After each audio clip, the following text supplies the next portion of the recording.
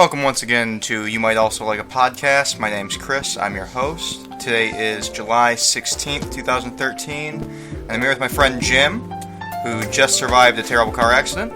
So I may be or may not be under the influence of heavy painkillers.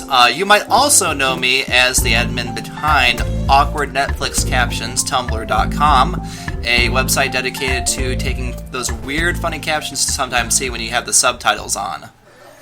Yeah, I liked it. And if you like our podcast, you like Netflix, definitely check out his Tumblr. It's well worth your time. Funny stuff there.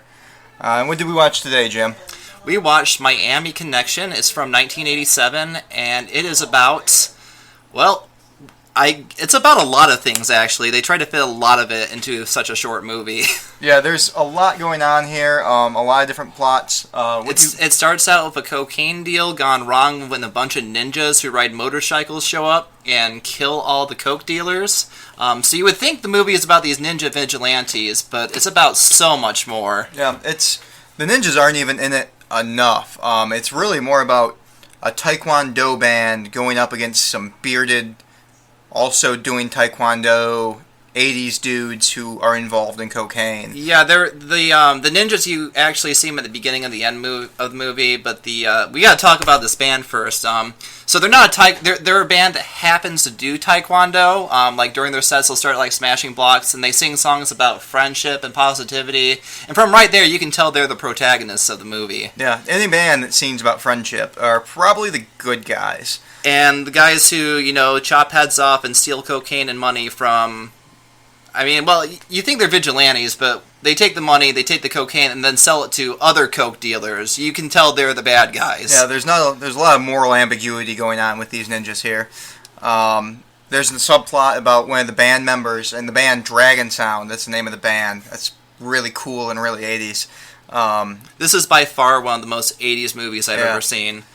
The other thing we should point out is that even though the movie's called Miami Connection, the majority of it takes place in Orlando. Yeah, they all the band members go to the University of Central Florida. Yep, that's correct. Which is apparently in Orlando, not Miami. So I don't know if they knew that when they were making the movie, but I'm pretty sure it takes place in Orlando, not Miami. So the movie is not correctly named.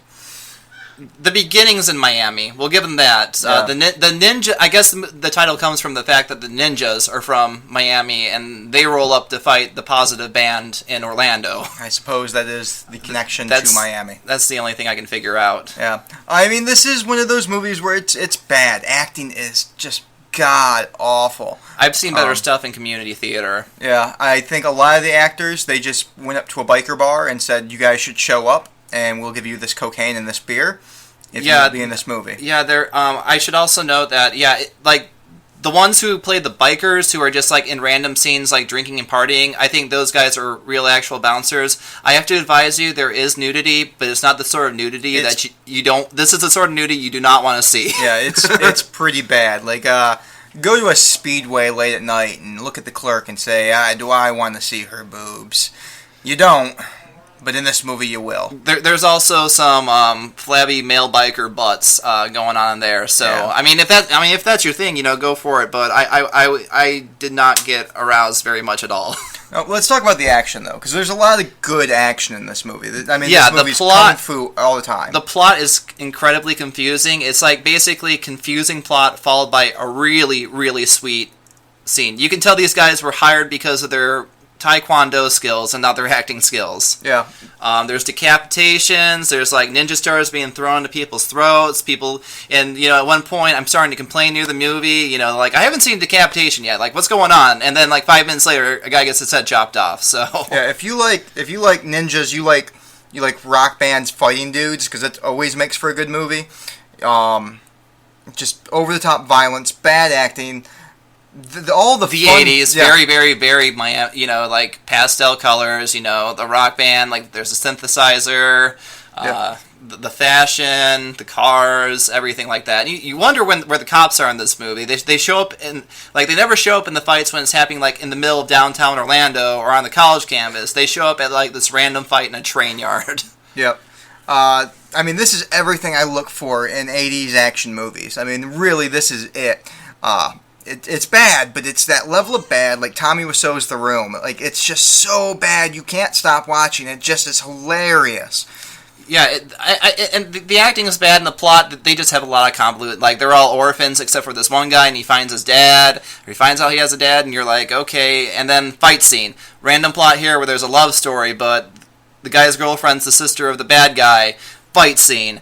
And then, some random stuff happens. They were in college. Fight scene. Like, it doesn't really make sense, but the fight scenes, they are top notch. Yeah, it doesn't tie together well, but you came here for Kung Fu. You didn't come here for a great story. No. Netflix said we were going to give this 5 stars. I'm not going to give it 5 stars because it's really bad. And the acting brings it down. Yeah, I mean, I've given 5 stars to bad movies before, and I'm not going to do it this time. I'd give it a 4. I'd agree with that assessment. About a 4. 3.5 to 4 stars. Yeah, I mean, this is worth your time. If you want to see some great 80s action, you want to see, like, over-the-top kung fu stuff going on, just ridiculousness, this is going to give you that. I highly recommend it. I did not regret watching this movie at all. I laughed many times. It might be the painkillers I'm on from almost dying yesterday, but, who knows? Yeah, but worth your time. Definitely check out Jim's blog. We are on Facebook. awkwardnetflixcaptions.tumblr.com. Yep, check them out. Come see. You might also like a podcast on Facebook. We're there. You can interact with us there and get show updates. Other than that, just keep finding us however you found us. I'm Chris. I'm your host. And I'm Jim the guest. I'll see you next time. Yep. Have a good night, Internet.